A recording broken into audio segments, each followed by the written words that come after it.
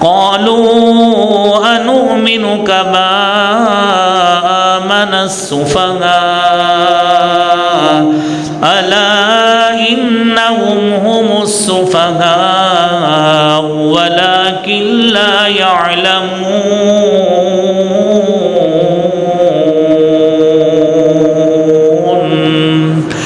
یہ میرے بھائیوں اہل بیت اطہار کی تعظیم اور عظمت ویسے ہی رہے گی، صحابہ کرام کی عظمت ویسے ہی رہے گی۔ کوئی اگر تنقیص کرنے والا، صحابہ کی ناموس پہ حملہ کرنے والا اور ان کی عزت کا کوئی دفاع نہیں بھی کرتا تو میرے بھائیوں جس طرح منافقین نبی کریم صلی اللہ علیہ وآلہ وسلم کے صحابہ کرام کی تنقیص کرتے تھے کہ اس طرح ایمان لائیں جس طرح یہ بے وقوف نعوذ باللہ ایمان لائے۔ اعوذ باللہ السمیع العلیم من الشیطان الرجیم، بسم اللہ الرحمن الرحیم۔ ان عدۃ الشہور عند اللہ 12 شہرا فی کتاب اللہ یوم خلق السماوات والارض منها 4 حرم ذلك الدین القیم فلا تظلموا فيهن أنفسكم وقاتلوا المشركين كافة كما يقاتلونكم كافة واعلموا أن الله مع المتقين۔ صدق اللہ العظیم۔ حضرات دی وقار، اللہ رب العالمین کی حمد، تعریف، کبریائی اور توفیق کے ساتھ درود و سلام امام کائنات، امام المرسلین، شفیع المذنبین، رحمت للعالمین جناب محمد الرسول اللہ صلی اللہ علیہ وآلہ وسلم کی ذات اقدس کے ساتھ مسلمانوں کے لیے اللہ رب العالمین نے تقویمی اعتبار سے، کیلنڈر کے اعتبار سے اور تاریخ کے اعتبار سے ان کے لیے ہجری سال وہ بنایا ہے، اور ہماری تقویم کی ابتدا ہجری سال کے ساتھ ہوتی ہے، اور یہ ہجری سال اور اس کا کیلنڈر، اس کیلنڈر کا اجرا 17 ہجری میں سیدنا عمر فاروق رضی اللہ تعالی عنہ کے دور میں کیا گیا ہے۔ آج 26 ذی الحج ہے، اور اس کے 3 دن بعد اس مہینے کا بھی اور سال ہجری کا بھی اختتام ہو جائے گا، اور پھر نئے سال کی آمد جو ہے وہ ہوگی انشاءاللہ۔ 17 ہجری میں حضرت ابو موسیٰ اشعری رضی اللہ تعالی عنہ، جو حضرت عمر فاروق رضی اللہ تعالی عنہ کے انڈر ایک صوبہ کے گورنر تھے، انہوں نے حضرت عمر فاروق امیر المومنین رضی اللہ تعالی عنہ سے یہ درخواست کی کہ آپ کی طرف سے جو سرکاری خطوط اور مراسلات آتے ہیں ان کے اوپر کوئی تاریخ یا کوئی ایسی علامت کہ جس اعتبار سے ان کی تقدیم و تاخیر کے حوالے سے درجہ بندی ہو سکے وہ نہیں ہوتی، تو آپ اس کے لیے تاریخ کا اہتمام کریں، تقویم کا اہتمام کریں۔ آپ نے اپنی مشاورتی کونسل میں اس مجلس کو اور اس مسئلے کو رکھا، تو وہاں پہ جو بات سامنے آئی، آپ کے سامنے مختلف تجاویز آئیں کہ اس سال کا آغاز جو ہے وہ شعبان کے مہینے سے کر دیا جائے۔ تو حضرت عمر فاروق رضی اللہ تعالیٰ عنہ کہتے ہیں کہ وہ کیسے ممکن ہے جس سے یہی آغاز کا یعنی پن پوائنٹڈ اور فکس نہیں ہوگا کہ یہ شعبان کون سا ہے اور کس واقعے کو ہم بنیاد بنائیں گے۔ تو سیدنا علی رضی اللہ تعالیٰ عنہ نے حضرت عمر فاروق امیر المومنین رضی اللہ تعالیٰ عنہ کو مشورہ دیا کہ ہم اس کا آغاز ہجرت نبوی صلی اللہ علیہ وآلہ وسلم سے کرتے ہیں، تو باقاعدہ طور پہ اجماعی لحاظ سے اس وقت اس ہجری سال کا آغاز ہجرت نبوی صلی اللہ علیہ وآلہ وسلم کے واقعے سے کر دیا گیا۔ تو بھائیوں، یہ ماہ محرم، اس سے ہمارے اسلامی سال کا آغاز ہوتا ہے۔ اب جب کسی بھی سال کا آغاز ہوتا ہے، یہ انسان کی ایک فطرت ہے کہ جب بھی وہ کوئی نیا کاروبار شروع کرے، نیا مکان خریدے، یا کوئی بھی اس کی مثلاً زندگی ہے، کنوارا ہے، ازدواجی زندگی کا اس کا آغاز ہو رہا ہے، تو وہ اپنے اعتبار سے کئی طرح کی اہمیت گردانتے ہوئے کچھ ارادے اور اپنے ذہن میں کئی ایسے رولز قوانین سیٹ کرتا ہے کہ میں زندگی اس اعتبار سے گزاروں گا۔ تو ہمیں بھی اس حوالے سے بطور مسلمان اپنے تئیں اس بات کا اہتمام کرنا چاہیے کہ محرم الحرام کا مہینہ، جس سے ہمارے ہجری سال کا آغاز ہوتا ہے، اس حوالے سے ہم بھی کچھ ایسا اہتمام کریں کہ اس مہینے کی اہمیت اجاگر ہو سکے۔ تو اس کے لیے سب سے پہلی بات یہ ہے کہ جس طرح اللہ رب العالمین نے قرآن کریم کے سورہ توبہ کی 36 نمبر آیت میں فرمایا ہے، ان عدت الشہور عند اللہ 12 شہرا فی کتاب اللہ یوم خلق السماوات والارض منها 4 حرم ذلك الدين القيم فلا تظلموا فيهن أنفسكم وقاتلوا المشركين كافة كما يقاتلونكم كافة واعلموا أن الله مع المتقين۔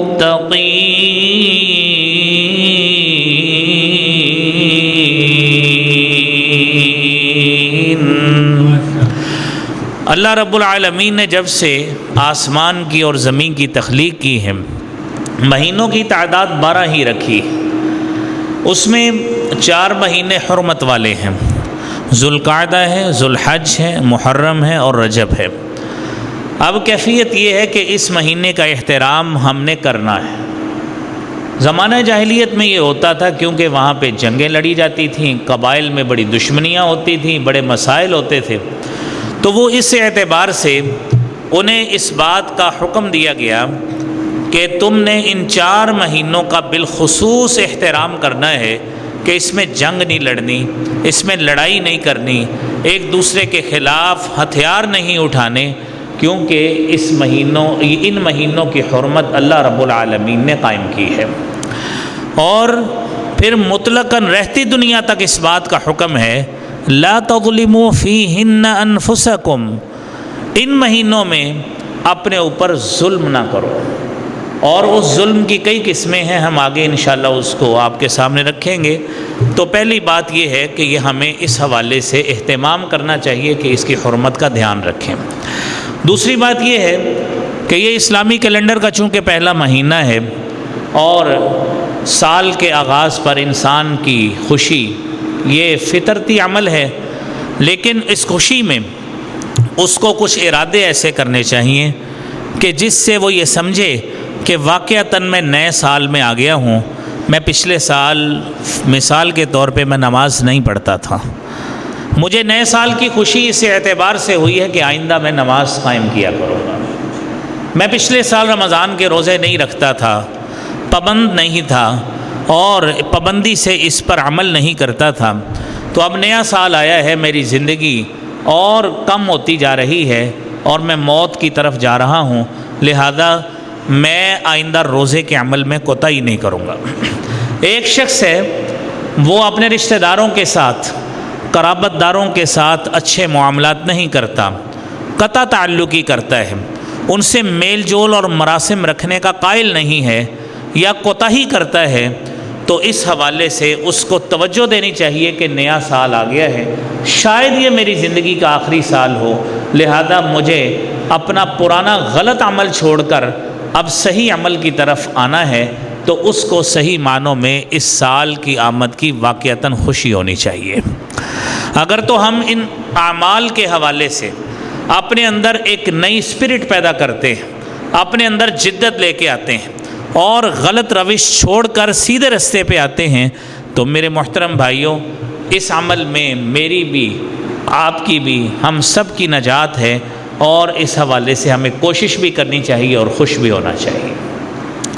اس مہینے کی جو اہمیت ہے وہ تیسرے نمبر پہ اس اعتبار سے ہے کہ نبی کریم صلی اللہ علیہ وآلہ وسلم سے سوال پوچھا گیا کہ اللہ کے رسول صلی اللہ علیہ وآلہ وسلم،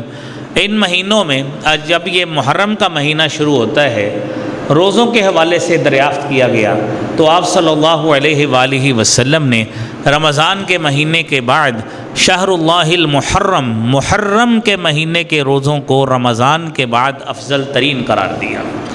تو گویا یہ اس حوالے سے ہمیں ان مہینوں کی قدر اور اس کی حرمت کا دھیان رکھنا چاہیے، اور استقبال اس اعتبار سے کرنا چاہیے کہ نئے سال کی پلاننگ کریں، حقوق العباد کا دھیان کریں، اپنی اخلاقیات کو بہتر بنائیں، اور اگر کوئی شخص یہ سمجھتا ہے، بلکہ اس کو سمجھنا چاہیے کہ میرے اتنے سارے عمل ایک دن میں ایسے ہوتے ہیں جو دین کے تابع نہیں ہوتے، جو شریعت کے تابع نہیں ہوتے، جو ایسا عمل ہوتا ہے جس سے اللہ بھی ناراض ہوتا ہے اور اللہ کے نبی صلی اللہ علیہ وآلہ وسلم بھی ناراض ہوں گے، لہذا سال نے آیا ہے تو مجھے اپنے اعمال کو اس اینگل سے اور اس زاویے سے اپنے اعمال کو بہتر کرنا ہے۔ تو ہم اللہ رب العالمین سے دعا گو بھی ہیں کہ اللہ کریم ہمیں اس حوالے سے اس مہینے کا اور سال کا استقبال کرنے کی توفیق عطا فرمائے۔ میرے محترم بھائیوں، حرمت کا دھیان کیسے رکھا جاتا ہے؟ آپ نے سورہ توبہ کی 36 نمبر آیت ابھی سنی ہے۔ اللہ رب العالمین فرماتے ہیں لا تظلموا فیہن انفسکم، ان مہینوں میں اپنے آپ پہ ظلم نہ کرو۔ اور وہ ظلم کی کئی قسمیں ہیں کہ ایک شخص اپنے آپ کو جسمانی اذیت دیتا ہے اور اپنے جسم کو تکلیف میں مبتلا کرتا ہے، کوئی آہنی ہتھیار سے اپنے جسم کو تکلیف میں مبتلا کرے، یا رنج و غم کے اعتبار سے اس مہینے کو مخصوص کر لے کہ میں نے اس مہینے میں سوگ منانا ہے، یا اس مہینے کو بالخصوص تعزیتی طور پہ میں نے اس کو سیلیبریٹ کرنا ہے، تو میرے محترم بھائیوں، یہ اس کی حرمت کا دھیان وہ نہیں ہے جو اللہ کے نبی صلی اللہ علیہ وآلہ وسلم نے بتایا ہے۔ میرے بھائیوں، نبی کریم صلی اللہ علیہ وآلہ وسلم نے، آپ نے جب رنج، سوگ اور غم کی کیفیت اپنانے کا جب آپ نے اس حوالے سے بیان کیا، تو آپ علیہ الصلاۃ والسلام نے ایک مومن، ایک مسلمان کے لیے، اس کے لیے غم اور سوگ کے جو دن مقرر کیے ہیں وہ 3 مقرر کیے ہیں، 3 دن مقرر کیے ہیں، اور اس کے بعد ہر سال اس دن کو مخصوص کر کے منانا یہ نبی کریم صلی اللہ علیہ وسلم کا طریقہ نہیں ہے، نہ آپ صلی اللہ علیہ وسلم کے صحابہ کا طریقہ ہے، نہ تابعین عظام کا طریقہ ہے، نہ ائمہ کرام کا طریقہ ہے، نہ اہل بیت اطہار کا طریقہ ہے۔ میرے محترم بھائیوں، نبی کریم صلی اللہ علیہ وآلہ وسلم نے تو یہاں تک فرما دیا، آپ نے فرمایا، صحیح بخاری کی حدیث ہے 1297 نمبر، فرمایا لیس منا، اس شخص کا ہم سے کوئی تعلق نہیں ہے جو غم کی کیفیت میں، سوگ کی کیفیت میں، افسوس کی کیفیت میں ایسا عمل دہراتا ہے۔ آپ نے فرمایا لیس منا من ضرب الخدود وشق الجیوب ودعا بدعوى الجاہلیہ، وہ شخص ہم میں سے نہیں ہے، من ضرب الخدود، جس نے رخساروں کو پیٹا، وشق الجیوب، گریبان پھاڑا، اپنے کپڑے پھاڑے، اور اپنی سینہ کو بھی کی ہے، اور ایسی کیفیت کرنے والا، ایسا عمل کرنے والا، ودعا بدعوى الجاہلیہ، اور مرنے والے کے لیے جاہلیت کے بول بولتا ہے، کبھی اس سے مدد طلب کرتا ہے، کبھی اس سے کسی بھی طرح اپنے دنیاوی لحاظ سے معاونت طلب کرتا ہے، میرے نبی صلی اللہ علیہ وآلہ وسلم نے فرمایا لیس منا، وہ شخص ہم میں سے نہیں ہے۔ اپنے رزق کی نسبت اس کی طرف کرتا ہے، پناہ کی نسبت اس طرف کرتا ہے، مدد کی نسبت اس طرف کرتا ہے، میرے نبی صلی اللہ علیہ وآلہ وسلم نے فرمایا لیس منا، وہ شخص ہم میں سے نہیں ہے۔ غم کی سوگ کی کیفیت میرے بھائیوں اس انداز سے اپنانا اور سال کی سال مخصوص دن کر کے منانا، یہ طریقہ نہ نبوی طریقہ ہے، نہ صحابہ کرام کا طریقہ ہے، نہ اہل بیت اطہار کا طریقہ ہے، نہ ائمہ کرام کا طریقہ ہے، نہ تابعین عظام کا طریقہ ہے۔ اللہ کریم ہم سب کی اصلاح فرمائے۔ میرے محترم بھائیوں، تیسرا بڑا عمل جو اس محرم کے حوالے سے ہمیں کرنا چاہیے وہ یہ ہے کہ اس مہینے کے روزوں کا اہتمام کرنا چاہیے۔ سیدنا ابو ہریرہ رضی اللہ تعالی عنہ بیان کرتے ہیں، صحیح مسلم کی 1163 نمبر حدیث ہے، نبی کریم صلی اللہ علیہ وآلہ وسلم نے فرمایا افضل الصیام بعد رمضان شہر اللہ المحرم، بہترین افضل ترین روزے رمضان کے مہینے کے بعد شہر اللہ المحرم، وہ محرم الحرام کے مہینے کے روزے ہیں۔ اور اس حدیث میں نبی کریم صلی اللہ علیہ وآلہ وسلم نے محرم الحرام کے مہینے کو نسبت کیا ہے اللہ رب العالمین کی طرف، شہر اللہ المحرم، کہ یہ وہ مہینہ جو اللہ رب العالمین کی طرف جس کی نسبت ہے، اس مہینے کے روزے رکھنا رمضان کے بعد یہ افضل ترین روزے ہیں۔ اور دوسری حدیث میں نبی کریم صلی اللہ علیہ وآلہ وسلم نے فرمایا افضل الصلاة بعد الصلاة المکتوبہ صلاة فی جوف اللیل، فرضی نماز کے بعد سب سے افضل ترین نماز وہ نماز ہوتی ہے الصلاة فی جوف اللیل، وہ نماز جو رات کے پہر میں پڑھی جاتی ہے، رات کی تاریکی میں پڑھی جاتی ہے، اور رات کے اندھیرے میں پڑھی جاتی ہے، رات کی تنہائی میں پڑھی جاتی ہے۔ فرضی نماز کے بعد سب سے افضل ترین نماز وہ رات کی نماز ہے۔ اور ساتھ ہی فرمایا وَأَفْضَلُ الصِّيَامِ بَعْدَ شَهْرِ رَمَضَانَ، اور بہترین روزے، افضل ترین روزے رمضان کے مہینے کے بعد شہر اللہ المحرم، وہ محرم الحرام کے مہینے کے روزے ہیں۔ میرے محترم بھائیوں، اسی محرم الحرام کے عشرے میں جو 10واں دن ہے جس کو عاشوراء کا دن کہا جاتا ہے، سیدنا عبداللہ ابن عباس رضی اللہ تعالی عنہما بیان کرتے ہیں کہ نبی کریم صلی اللہ علیہ وآلہ وسلم مدینہ منورہ تشریف لائے، اور آپ علیہ الصلاۃ والسلام نے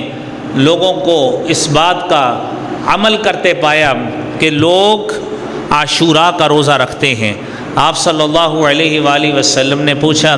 ما هذا اليوم الذي تصومونه، اس دن کی وجہ اور اس دن کی اہمیت، روزہ رکھنے کی تمہاری وجہ کیا ہے؟ لوگوں نے بتایا هذا يوم عظیم، یہ بڑا دن ہے، انجى اللہ موسیٰ وقومہ، اللہ رب العالمین نے اس دن موسیٰ علیہ الصلاۃ والسلام کو اور ان کی قوم کو نجات دی، وغرق فرعون وقومہ، اور فرعون اور اس کی قوم کو غرق کیا، فصامہ موسیٰ شکراً فنحن نصومہ، لہذا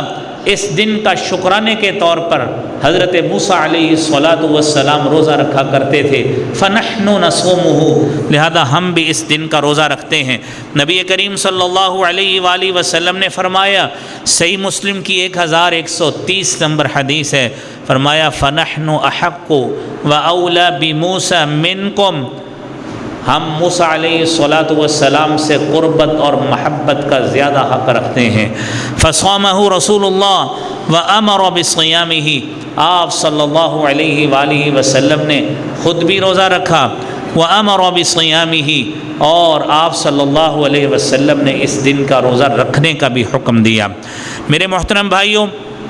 اس روزے کی فضیلت کا بھی سن لیجئے۔ سیدنا ابو قتادہ رضی اللہ تعالی عنہ بیان کرتے ہیں، سئل رسول اللہ صلی اللہ علیہ وآلہ وسلم عن صوم یوم عاشوراء، عاشوراء کے روزے کے حوالے سے پوچھا گیا کہ اس کی فضیلت کتنی ہے، نبی کریم صلی اللہ علیہ وآلہ وسلم نے فرمایا یکفر السنۃ الماضیہ، ایک سال گزشتہ کے اللہ رب العالمین گناہوں کو معاف کر دیتے ہیں۔ تو لہذا میرے بھائیوں، اس دن کا روزہ رکھنے کا اہتمام کیجئے۔ اس مسئلے کی مزید وضاحت سن لیجئے۔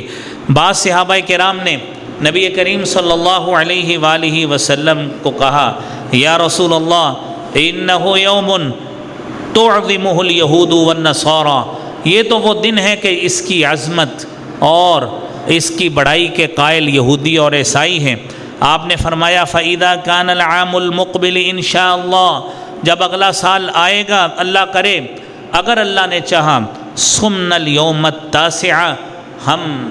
9 کا بھی روزہ رکھیں گے۔ فَلَمْ يَأْتِ الْعَامُ الْمُقْبِلِ حَتَّى تُوفِّيَ رسول اللہ، 1134 نمبر صحیح مسلم کی حدیث ہے، اگلا سال آنے سے پہلے پہلے اللہ کے رسول صلی اللہ علیہ وآلہ وسلم دنیا سے چلے گئے۔ میرے محترم بھائیوں، علماء میں یہ مسئلہ ابھی بھی موجود ہے کہ 9 کا روزہ رکھنا ہے یا 10ویں کا رکھنا ہے۔ 10ویں کا آپ کا عمل تھا جس کا آپ روزہ رکھتے تھے، 9 کا آپ نے خواہش کا اظہار فرمایا ہے لیکن آپ کو موقع نہیں مل سکا، لہذا آپ دونوں روزے رکھیے تاکہ دونوں حدیثوں پہ عمل ہو جائے، آپ کی خواہش پر بھی عمل ہو جائے اور آپ کے عمل پر بھی ہمارا عمل ہو جائے، کیونکہ آپ نے 10ویں ذی الحج کا 10ویں محرم کا روزہ رکھنے سے منع نہیں کیا، آپ نے خود بھی رکھا، اپنے صحابہ کو بھی حکم دیا اور فرمایا کہ اگلے سال اگر میں زندہ رہا تو میں 9 کا ضرور رکھوں گا، لیکن اللہ رب العالمین نے آپ کو زندگی اتنی عطا نہیں کی، آپ رکھ نہیں سکے۔ میرے بھائیوں، 5واں عمل جو اس محرم کے مہینے میں کرنے والا ہے وہ صحابہ کرام کے حوالے سے میرے بھائیوں ان کا دفاع کرنا، اہل بیت اطہار کا دفاع کرنا، یہ میرے بھائیوں ہر مسلمان پہ فرض ہے۔ آج کوئی شخص بھی آپ کو دین کی بات بتاتا ہے، آج کوئی شخص آپ کو شریعت کی بات بتاتا ہے، کوئی شخص آپ کو نیکی کی ترغیب دیتا ہے، کوئی شخص برائی سے روکتا ہے، تو میرے بھائیوں اس کے پیچھے ان صحابہ کرام کی قربانیاں ہیں، ان اہل بیت اطہار کی قربانیاں ہیں کہ جنہوں نے اللہ کے نبی صلی اللہ علیہ وآلہ وسلم کے ساتھ زندگیاں نبھائی ہیں، اپنی زندگیوں کو نچھاور کیا ہے، زندگیاں لگائی اور قربانیاں پیش کر کے، وقت پیش کر کے، وقت لگا کر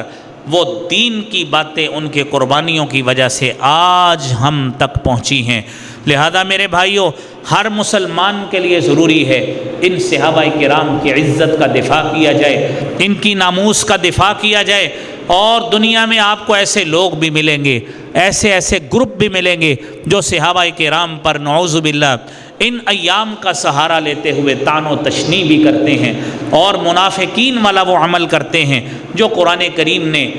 سورہ البقرہ میں منافقین کا طرز عمل اس کا بیان کیا ہے، آپ بھی سنیے۔ وَإِذَا قِيلَ لَهُمْ آمِنُوا كَمَا آمَنَ النَّاسُ قَالُوا أَنُؤْمِنُ كَمَا آمَنَ السُّفَهَاءُ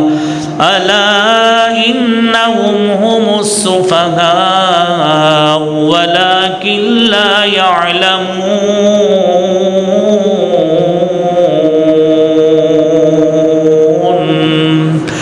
یہ میرے بھائیوں اہل بیت اطہار کی تعظیم اور عظمت ویسے ہی رہے گی، صحابہ کرام کی عظمت ویسے ہی رہے گی۔ کوئی اگر تنقیص کرنے والا، صحابہ کی ناموس پہ حملہ کرنے والا اور ان کی عزت کا کوئی دفاع نہیں بھی کرتا، تو میرے بھائیوں جس طرح منافقین نبی کریم صلی اللہ علیہ وآلہ وسلم کے صحابہ کرام کی تنقیص کرتے تھے کہ اس طرح ایمان لائیں جس طرح یہ بے وقوف نعوذ باللہ ایمان لائے، حالانکہ یہ تو وہ صحابہ کرام تھے، یہ تو وہ اہل بیت اطہار تھے جن کے ایمان کو اللہ رب العالمین نے ایک مثال قائم کر دی، ایک کرائٹیریا بنا دیا ہے، ایک معیار بنا دیا ہے کہ یہ معیار ہے صحابہ کے ایمان کا، تم کامیاب ہونا چاہتے ہو تو اس طرح کا ایمان لاؤ گے تو کامیاب ہوگے۔ فَإِنْ آمَنُوا بِمِثْلِ مَا آمَنْتُمْ بِهِ فَقَدِ اهْتَدَوْا وَإِنْ تَوَلَّوْا فَإِنَّمَا هُمْ فِي شِقَاقٍ فَسَيَكْفِيكَهُمُ اللَّهُ وَهُوَ السَّمِيعُ الْعَلِيمُ۔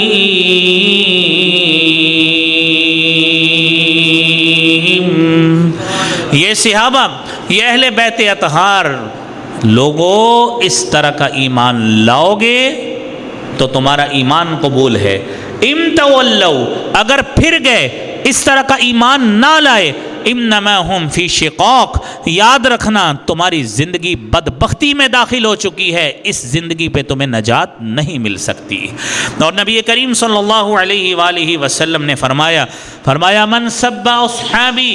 جس نے میرے صحابہ کرام کو گالی دی، فعلیہ لعنت اللہ، اس شخص پہ اللہ کی لعنت ہے، والملائکۃ، فرشتوں کی لعنت ہے، والناس اجمعین، اور تمام مسلمان مومنوں کی اس شخص پہ لعنت ہے جس نے میرے صحابہ کرام کو گالی دی۔ آج میرے بھائیوں، ان کی عزت اور ناموس کا دفاع کرنا اس محرم الحرام کے مہینے میں بالخصوص ہم میں سے ہر مسلمان کے لیے ضروری، اور اس کے ساتھ ساتھ میرے بھائیوں صحابہ کی ناموس کا دفاع اس وقت ہی کریں گے جب ہمیں صحابہ کرام کی سیرت کا پتہ ہوگا، جب صحابہ کرام کی زندگیوں کے بارے میں ہمیں پتہ ہوگا، جب ان کی قربانیوں کے بارے میں پتہ ہوگا۔ لہذا میرے بھائیوں، علماء کی مجالس میں بیٹھا کریں، علماء کی تقاریر، ان تقاریر کو سنیں جس میں صحابہ کرام کی عظمت کو بیان کیا گیا ہے۔ آج میرے بھائیوں، کئی دنیا میں آپ کو ایسے یوٹیوب پہ بھی مل جائیں گے، سوشل میڈیا پہ ایسے کلپس مل جائیں گے کہ دنیا میں ایسے لوگ اب احادیث کے نمبر بتا کر نعوذ باللہ لوگوں کو دھوکہ دے کر صحابہ کرام کی تنقیص کرنے کی کوشش کریں گے۔ ان کا فہم کم ہے، ان کی عقل کام نہیں کرتی۔ میرے نبی نے تو تمام صحابہ کرام کے لیے یہی معیار ایمان قائم کیا ہے۔ تو لہذا میرے بھائیوں،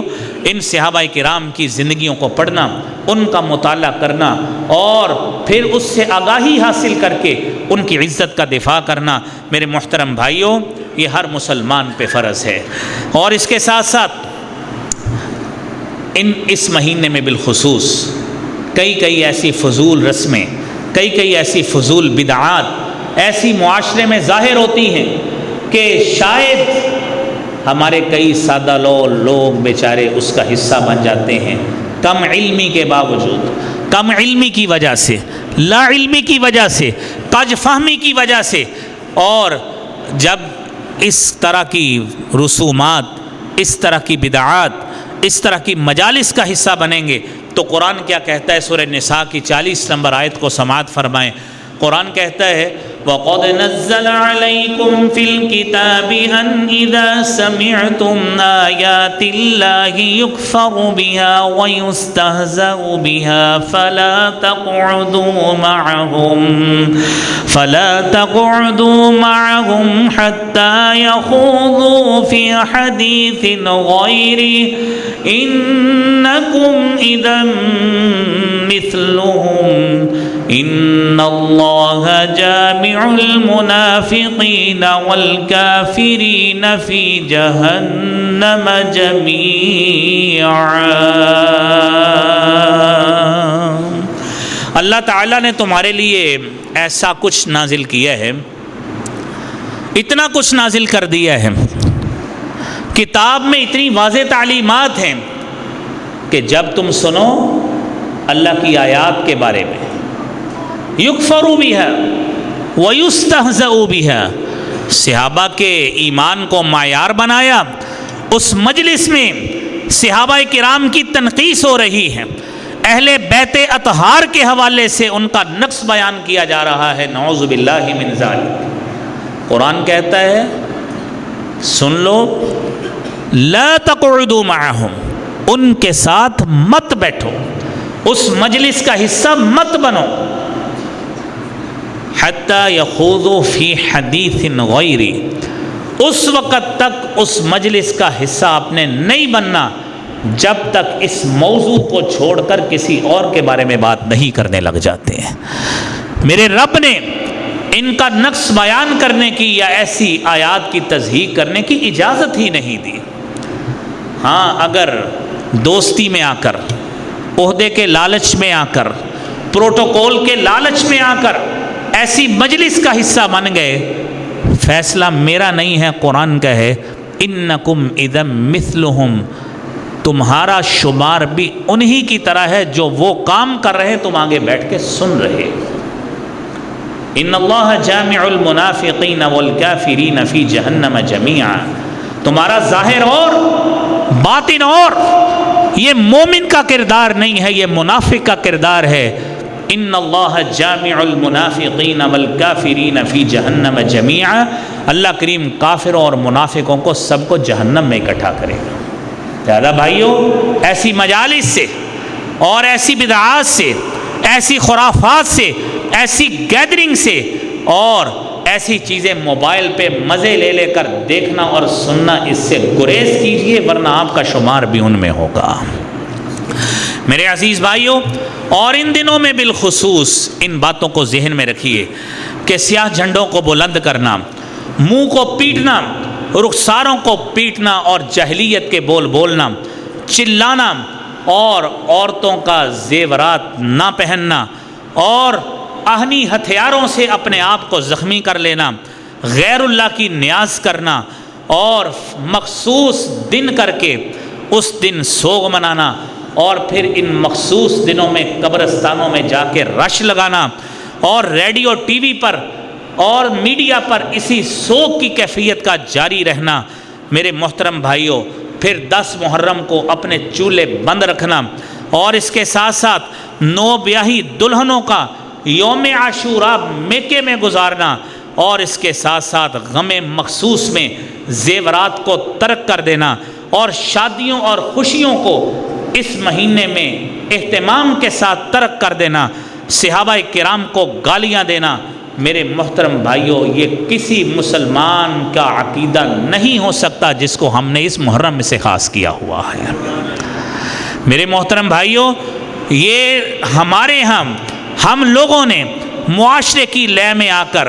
میڈیا کی لے میں آ کر ان چیزوں کو معاشرے کا حصہ بنا دیا ہے، ورنہ یہ چیزیں نہ دین کا حصہ ہیں، نہ شریعت کا حصہ ہیں، نہ ایمان کا حصہ ہے، نہ اسلام کا حصہ ہیں، نہ اس عمل کو اللہ کے نبی صلی اللہ علیہ وآلہ وسلم نے کیا ہے، نہ آپ کے اہل بیت اطہار نے کیا ہے، ازواج مطہرات نے نہیں کیا، آپ کے خاندان نے نہیں کیا، آپ کے صحابہ کرام نے نہیں کیا، خلفائے راشدین نے نہیں کیا۔ پوری صحابہ کرام کی لڑی میں سے ان اعمال کو جو آپ نے ابھی خرافات سنی ہیں، اس عمل کو کسی نے بھی نہیں کیا، اور پھر اس کے ساتھ ائمہ کرام نے نہیں کیا، تابعین عظام نے نہیں کیا۔ وہ آج کا مسلمان جو کہتا اپنے آپ کو مسلمان ہو اور بدقسمتی سے ان چیزوں کا وہ سہارا لے اور اپنے آپ کو پکا مسلمان اور محب اہل بیت کہے یا محب صحابہ کرام کہے یا محب آل رسول کہے، میرے عزیز بھائیوں، کوئی ایسا شخص جو یہ عمل کرتا ہو، نہ وہ محب اہل بیت ہو سکتا ہے،